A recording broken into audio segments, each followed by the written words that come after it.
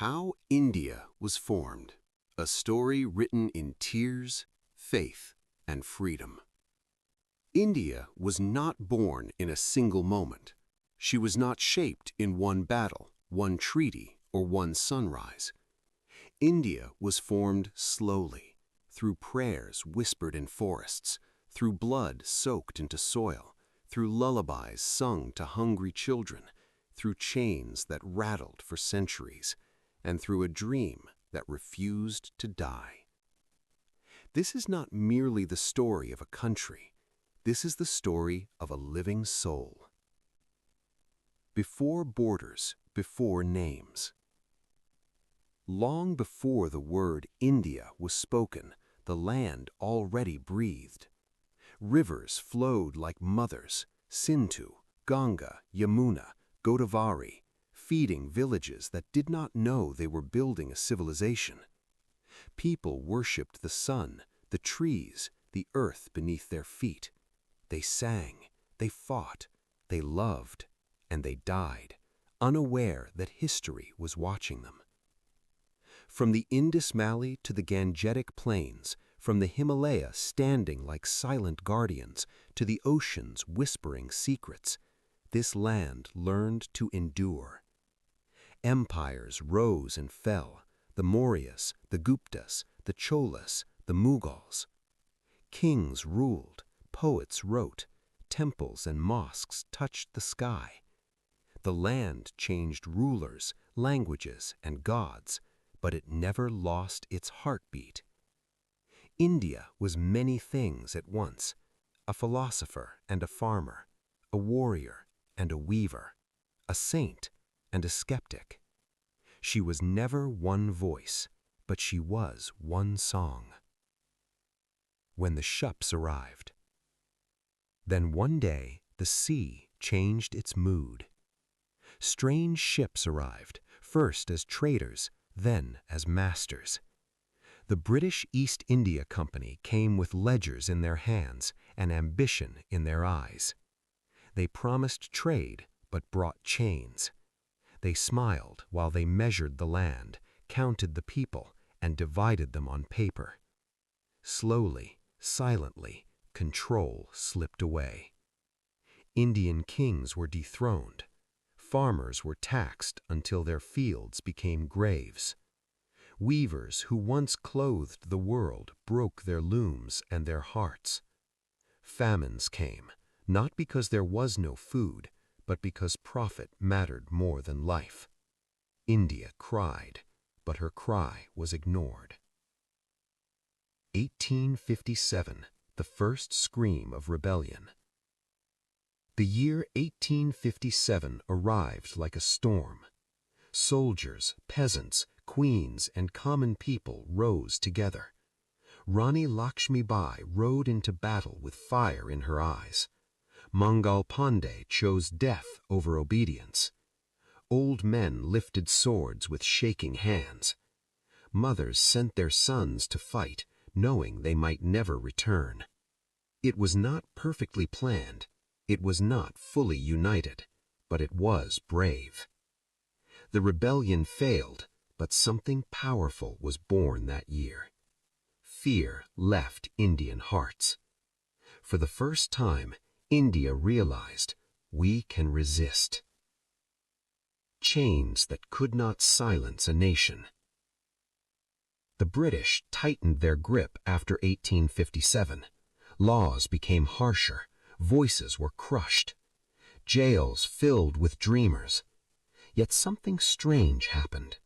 The more India was suppressed, the more she awakened. Teachers began to teach freedom. Newspapers printed courage. Poets wrote verses that burned. Thinkers spoke of Swaraj, self-rule, not as a fantasy, but as a destiny. From villages to cities, a quiet fire spread. The man who chose non-violence. Then came a man who looked ordinary. No weapons, no crown, just a stick, round glasses, and an unbreakable will. Mahatma Gandhi did something no one expected. He turned suffering into strength.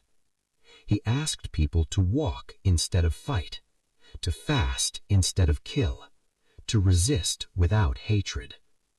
When he marched to the sea to make salt, millions walked with him in spirit.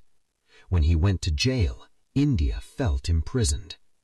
When he spoke, even silence listened. The British had guns. India had courage. And courage began to win. Women, farmers, students, the forgotten heroes. India's freedom was not won by one man alone. It was won by women who hid revolutionaries under their roofs, by farmers who faced bullets with bare chests, by students who left classrooms for prisons, by workers who struck even when hunger waited at home. Bhagat Singh smiled at the gallows. Subhas Chandra Bose raised an army in exile. Sarojini Naidu sang freedom into existence. Countless names were never written, but their blood wrote history. India was no longer asleep. The painful price of freedom. But freedom came with a wound. As the British prepared to leave, they divided the land. Lines were drawn by strangers on maps that cut through hearts, homes, and histories. India was partitioned. Trains arrived filled with corpses. Families ran with nothing but fear. Neighbors turned into enemies overnight. Children were lost. Women were violated. Millions were displaced. Millions died. Freedom arrived, but it was drenched in tears. India wept as Pakistan was born from her side. The land screamed, but there was no turning back.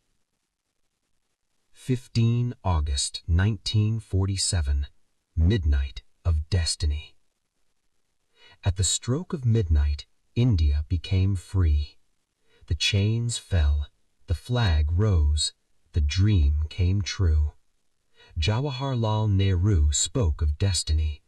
Crowds celebrated, fireworks lit the sky. But beneath the celebration was silence, for those who did not survive to see this day. Freedom was sweet. Freedom was painful. Freedom was unfinished. Building a nation from broken pieces. Independence was not the end, it was the beginning. India had to unite hundreds of princely states, feed millions of poor, heal religious wounds, write a constitution for 1 billion dreams. Dr. B.R. Ambedkar gave India a moral compass: equality, justice, liberty, fraternity. A promise that no Indian would be lesser than another. India chose democracy, not because it was easy, but because it was right. India today, still becoming. India is still being formed, in crowded cities and quiet villages, in debates and disagreements, in struggles and successes. She is imperfect, she argues, she stumbles, but she stands. Because India is not just land, India is people. She is the soldier at the border, the farmer in the field, the teacher in the classroom, the child who dreams bigger than yesterday. Conclusion: a nation that refused to die. India was formed not by power, but by patience, not by hate, but by hope, not by uniformity, but by unity in diversity. She was broken many times, but she never disappeared. Because India is not just a country.